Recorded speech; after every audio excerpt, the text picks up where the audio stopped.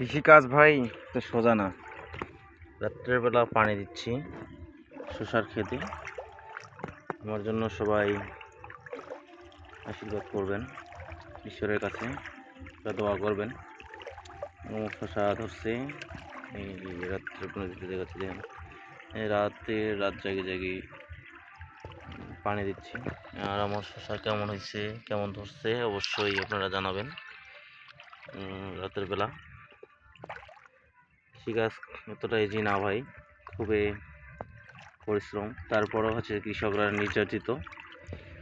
আর একটু সবজির দাম বাড়লেই হচ্ছে যে অনুষ্ঠানে বলে যে সবজির দাম অনেক বাড়ে গেছে, কিন্তু দেখেন যারা চাকরি করতেছে তাদের বেতন করা হচ্ছেই।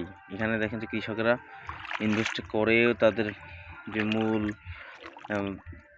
যে ন্যায্য পাওনা এটা কিন্তু পায় না। দেখেন সব জায়গায় কিন্তু সার সিন্ডিকেট চলে।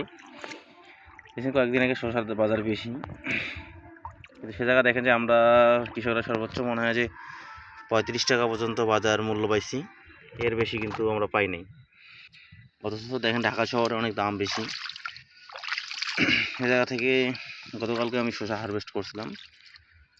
এটা হচ্ছে যে 16 টাকা করে আমাকে দিছে। এখন দেখেন যে 16 টাকা যদি এখনই চলে আসে, রমজানের আজকে 4-5 দিন গেল, শসা মানুষের এখন সেরকমভাবে আসে নাই। বা আমার এই শসাতে এটা আমার কেবল এটা নিচের ফল, কেবল যদি এরকম শসা এখনই যদি 15-16 টাকা বিক্রি করি, আমার এই শসাতে কি লাভ হবে? এই যে আপনার জমিন ভাড়া, তবে যে মালচিন দিছি, সার দিছি, এই দেখেন গাছে ব্লাস্ট ধরছে দেখেন, এটাকে ট্রিটমেন্ট করতে হচ্ছে এবং গাছগুলোকে অনেক প্রচুর সার দিচ্ছি, মজুরি খরচ সবকিছু আপনাদের দিনের বেলাটা আমি ভিডিও করে আপনার দেখাবো।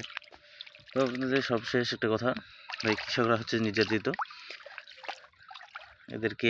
এদের বাংলাদেশে কোনো